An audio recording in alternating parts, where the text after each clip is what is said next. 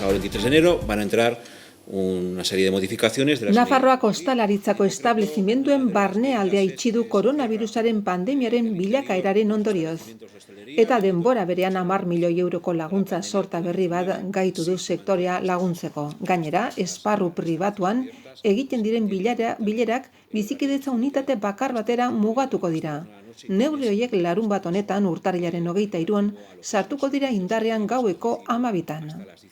Santos konseiariak azaldu duenez debekatuta dago taberna kafe ikuskizun, taberna kafetegi eta jatetxetan konsumitzea. Hala ere, terrazak 100% irekita zabali daude. Itxiera horretatik kanpo geratzen dira hoteletako eta bestelako ostatuetako jantokiak. Establezimenduan ostatua hartuta dauden personei soilik zerbitzatu ahal izango da.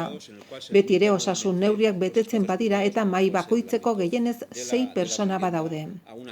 Kanpoan geratzen dira halaber osasun zentroetako zerbitzuak, zerbitzu soziosanitarioak, eskola eta unibertsitate jantokiak, enpresa jantokiak eta jantoki sozialeko zerbitzuak. Salbuespen gisa honako hauek baimendu ahal izango dira. Bidaiarientzako zein merkatarientzako garraio lanak egiten dituzten langileak dituzten bezeroen establezimenduen barrualdeak irekitzea. Establezimenduak zerbitzu gunetan edo errepideetan egotea.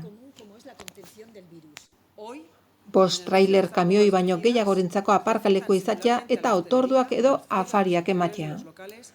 Neurri berrien indarraldia urtarrilaren 23tik otsailaren 7ra luzatuko da via barne eta egoera epidemiologikoaren bilakaeraren arabera aldatu edo luzatu ahal izango dituzte. Bestetik osasun arloko neurriekin batera, Nafarroako gobernuak iragarri du 10 milioi euroko diru laguntza sorta berri bat jarriko duela martxan ostalaritza sektorearentzako.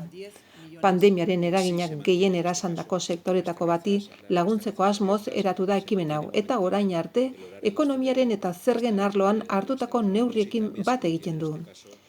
Jarduera horiek honako hauek dira: zerga geroratzeak eta pizgarriak abian jartzea eta 20 milioi eurorainoko laguntzen deialdi egitea. Deialdia abenduan egin zen eta ostalaritzako lokalek fakturazio gutxienez 20% jaitsi zela egiaztatu zuten. Entre las 23 horas y las 6 horas del día siguiente.